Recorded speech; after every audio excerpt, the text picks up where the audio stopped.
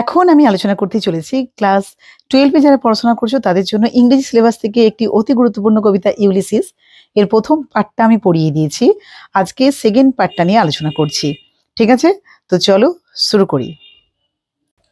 I am a part of all that I have made, yet all experience is an arch through.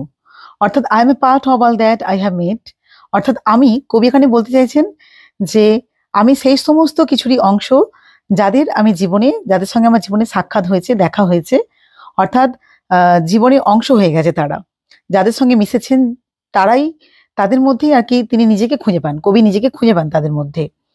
Yet all experience is an arch through, অর্থাৎ কি বলছে না, তবুও সমস্ত অভিজ্ঞতা যেন একটি দরজা যার মধ্যে দিয়ে, অর্থাৎ সব অভিজ্ঞতা যেন একটা দরজা যার মধ্যে দিয়ে ভবিষ্যতের অজানা জগতে ঝলমলে একটা ঝলক যেন দেখতে পায়, অজানা জগৎকে যেন দেখতে পায়। অ্যান আর্চ একটা ঝুলন্ত দরজাকে বোঝানো হয়েছে, অ্যান ওয়ার থ্রু যার মধ্যে দিয়ে। ঠিক আছে, অর্থাৎ সব অভিজ্ঞতা যেন একটা দরজা যার মধ্যে দিয়ে ভবিষ্যতের অজানা জগৎকে দেখতে পাওয়া যায়। নেক্সট পার্টটা নিয়ে ডিসকাস করছি। Glimpse that untraveled world whose margin fades forever and forever when I move.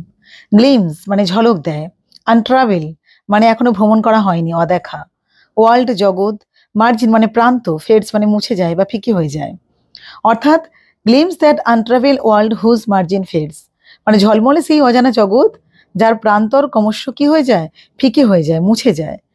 জীবনে, কবি বলতে চাইছেন জীবনের সেই সব দিক এখনো অজানা বা অদেখা, যেগুলি সেগুলি যেন অভিজ্ঞতার যে দরজার মধ্যে দিয়ে ক্ষণিক খালি দেখা যায়, কিন্তু ধীরে ধীরে আবার কি হয়ে যায়, ফিকে হয়ে যায়, অদৃশ্য হয়ে যায়। For ever and for ever when I move. For ever and for ever কি, চিরকাল এবং চিরদিন। আমি যতই এগোই, কবি বলতে চাইছেন যে আমি যতই এগিয়ে যাই সেই প্রান্ত যেন চিরকাল পিছিয়ে যায়। অর্থাৎ কবি বলতে চাইছেন মানুষ যতই জ্ঞান অভিজ্ঞতার পথে এগিয়ে যাক না কেন, ততই আবার সে নতুন নতুন অজানা দিকটা সামনে আসে। একটা জানা কমপ্লিট হলে আবার যেন নতুন জানা সামনে চলে আসে, যেন এক প্রান্তে পৌঁছানো যায় না কখনো, যেন কখনো এর শেষ নেই। কবি বলতে চাইছেন জানার কখনো শেষ নেই। ঠিক আছে। How dull it is to pause, to make an end, to rust unvarnished, not to sign in use. অর্থাৎ এখানে কি বলছে, হাউ ডাল, কতটা বিরক্তিকর, অর্থাৎ কতই না বিরক্তিকর থেমে যাওয়া। হাউ ডাল ইট ইজ টু পজ, থেমে যাওয়াটা কতই না বিরক্তিকর, অর্থাৎ শেষ করে দেয়া। টু মেক অ্যান এন্ড, অর্থাৎ ইউলিসিস কবিতার মধ্যে এখানে বলতে চেয়েছে জীবন থামিয়ে রাখা কিংবা কোনো কিছুকে শেষ করে দিয়ে ফেলা তার কাছে খুব বিরক্তকর বলে মনে হয়। তিনি চিরকালই একটা অভিযানে বিশ্বাসী, এগিয়ে যাওয়াতে বিশ্বাসী এখানে। And to rust unburnished, not to shine in use, এখানে ব্যবহারের অভাবে মরচে পড়ে যাওয়া বা জ্বলে না ওঠা কত দুঃখজনক। টু রাস্ট মরচে পড়ে যাওয়া, আনবার্নিশড ঘষে মেজে উজ্জ্বল করা হয়নি, এখনো চকচকে হয়নি, ঘষে চকচকে করা, কিন্তু আনবার্নিশড যেখানে ঘষে চকচকে করা হয়নি। নট টু সাইন, না জ্বলে ওঠা, ইন ইউজ ব্যবহারের মধ্যে। অর্থাৎ এই লাইনে ব্যবহারের অভাবে মরচে পড়ে যাওয়া বা জ্বলে না ওঠা কতটা দুঃখজনক। এই লাইনে ইউলিসিস নিজেকে একটি তরবারি বা ধাতব জিনিসের সাথে তুলনা করেছেন, একটি তরবারির সাথে তুলনা করেছেন যা ব্যবহারের অভাবে মরচে পড়ে গেছে। তিনি বিশ্বাস করেন যে জীবনের প্রকৃত মূল্য হলো কাজ করে যাওয়া, কাজের মধ্যে থাকা, আর কাজের মধ্যে থাকলেই চারধারে প্রজ্বলিত আলো আরো কি হবে, সুন্দর করে জ্বলে উঠবে, অর্থাৎ আলোয় আলোকিত হয়ে উঠবে। তো এইভাবেই যে ব্যবহারে অভাবে মরচে পড়ে যাওয়া, জ্বলে না ওঠা কত দুঃখজনক। As though to breathe were life, life piled on life, were all too little and of one to me.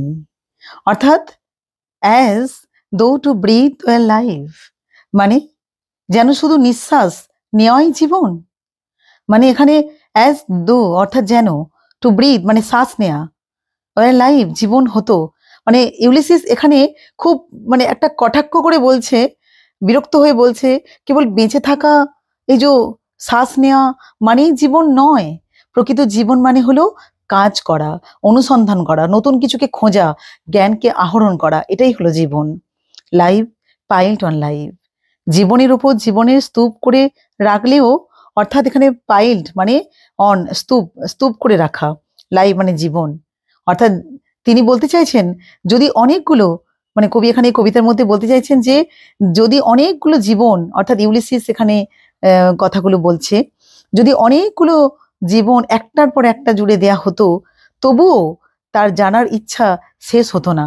জীবনটা যতই, মানে জীবন যতই থাকুক তা কিন্তু যথেষ্ট নয়, মানে আরো আরো যদি জীবন আসে, জীবনের পর জীবন আসে, তবু জানার খিদে কিন্তু কখনো শেষ হয়ে যাবে না। ঠিক আছে?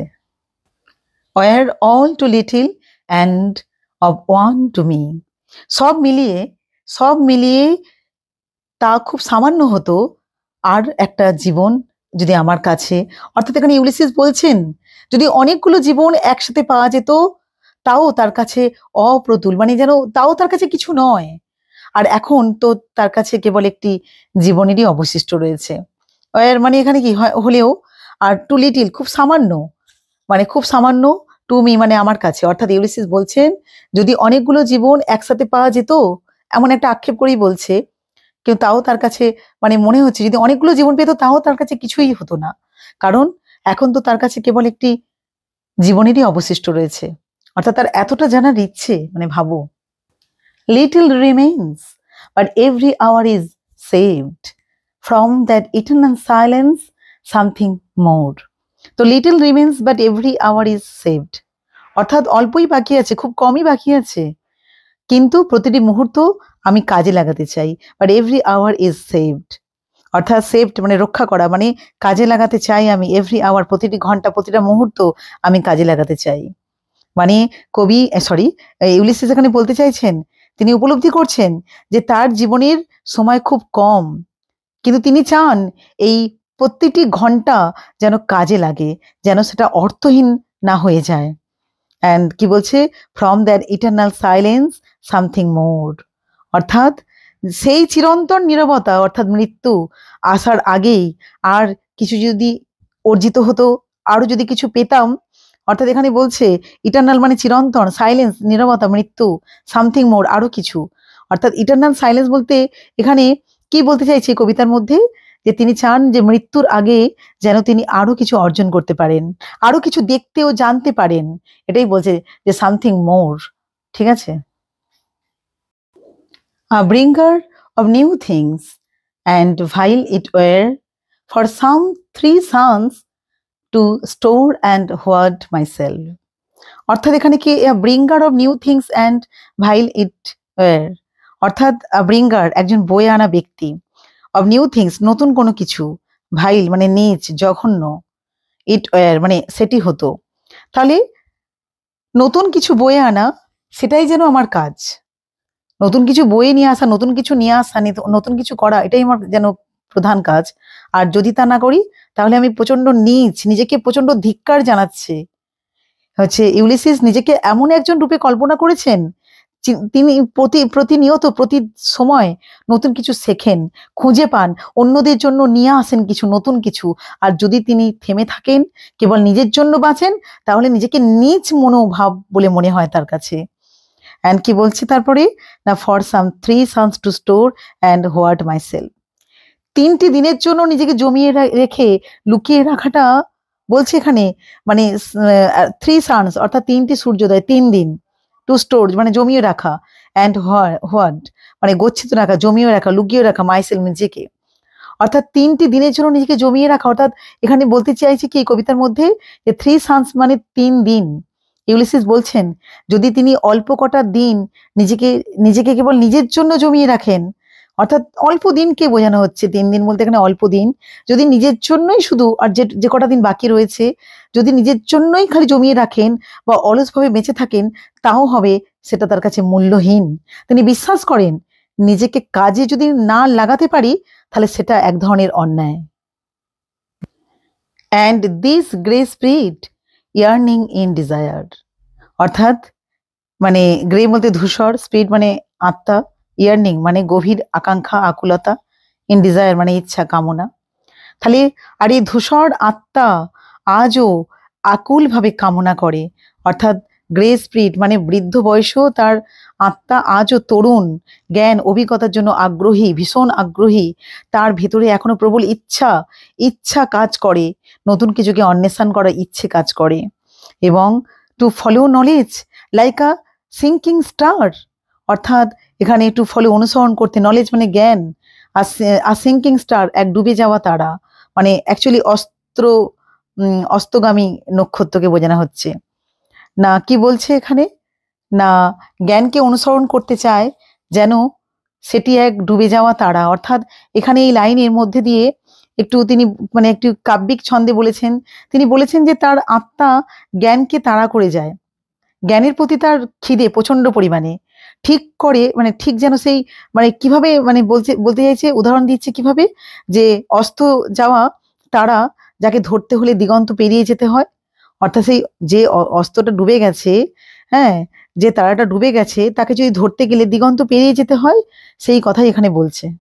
And beyond the utmost bound of human thought, অর্থাৎ বিয়ন্ড মানে কি, ঊর্ধ্বে ছাড়িয়ে যাওয়া, দ্য আটমোস্ট মানে চূড়ান্ত, বাউন্ড মানে সীমা, অফ হিউম্যান থট মানুষের চিন্তার, মানে যেটি মানুষের চিন্তার শেষ সীমারও বাইরে।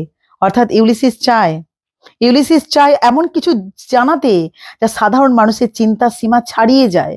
তিনি এমন এক অভিযাত্রার কথা বলে, এমন এক তার অ্যাডভেঞ্চার্সের কথা বলতে চায় যা সীমাহীন, শুধু দেহগত নয়, মানসিক ও আধ্যাত্মিকও। তিনি এমন কিছু চাইছেন যা চিন্তার শেষ সীমারও বাইরে। ঠিক আছে, তো যদি একটু সামারি মতন করি তাহলে কি হবে, এই কবিতাংশে এখানে কবি বলতে চেয়েছেন, আমি আমার জীবনে প্রতিটি মানুষের প্রতিটি অভিজ্ঞতার অংশ হয়ে গেছি, যাদের সঙ্গে আমি মিশেছি থেকেছি তাদের আমি অংশ হয়ে গেছি। আমার দেখা এবং শেখা সবকিছুই যেন একটা খোলা দরজা, যার ভেতর দিয়ে এক অজানা বা না চলা জগতে ঝলক দেখতে পাওয়া যায়, যা আমি যতই এগোই ততই দূরে সরে যায়, মানে যেন কোনো শেষ নেই। থেমে থাকা, জীবনকে শেষ করে দেয়া, কিংবা নিষ্ক্রিয় হয়ে সময় কাটানো, কোনো কিছু না করে সময় কাটানো, এসব তার কাছে একঘেয়ে, অর্থহীন, মূল্যহীন বলে মনে হয়। তিনি বিশ্বাস করেন ব্যবহার না হলে মানুষের জীবন মরচে পড়ে যায়, তার যে একটা আলো, তার যে ঝলকানি, সেটা নষ্ট হয়ে যায়। কেবল নিঃশ্বাস নেওয়াই জীবন নয়, শুধু বেঁচে থাকা, নিঃশ্বাস নেওয়া এটা জীবন নয়। জীবনের মানে হলো সদা সচল থাকা, কাজ করা, মানে এগিয়ে যাওয়া, নতুন কিছুকে অন্বেষণ করা, কিছু খোঁজা। অনেকগুলো জীবন একসাথে পেলেও তার জানা বা অভিজ্ঞতার তৃষ্ণা যেন মিটতো না। আর এখন তো তার হাতে মাত্র একটি জীবনই বাকি রয়েছে, যে জীবনটাই তিনি রয়েছেন। এই শেষ জীবনটুকুও তিনি নষ্ট করতে চান না, প্রতিটি ঘন্টা যেন তার কাছে মূল্যবান হয়ে উঠুক, এটাই চায়। যেন মৃত্যুর নীরবতার আগেই, অর্থাৎ মৃত্যুর আগেই তিনি যেন নতুন কিছু অর্জন করতে পারেন। তিনি নিজেকে ভাবেন এমন একজন যিনি নতুন কিছু আবিষ্কার করেন, অন্যদের মাঝে তা ছড়িয়ে দিতে যেন পারেন।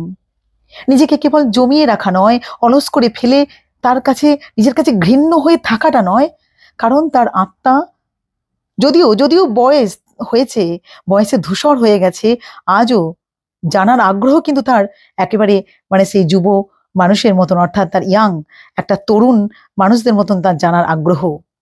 তিনি চান জ্ঞানকে অনুসরণ করতে, যেন সেটি একটি অস্তগামী তারা, যাকে খুঁজতে হলে চলে যেতে হয় মানুষের চিন্তার শেষ সীমানা বহু দূরে, মানুষের চিন্তার শেষ সীমানা বহু দূরে তাকে চলে যেতে হয়। তো এভাবেই একটা সুন্দর করে কবি এখানে বলতে চেয়েছেন। জানি না কতটা ভালো করে বলতে পারলাম, যদি ভুল ত্রুটি হয় প্লিজ আমি ক্ষমা প্রার্থী। ভালো লাগলে অবশ্যই কমেন্ট, লাইক, শেয়ার করো প্লিজ, রিকোয়েস্ট তোমাদের কাছে। তো সকলে খুব ভালো থেকো, টাটা।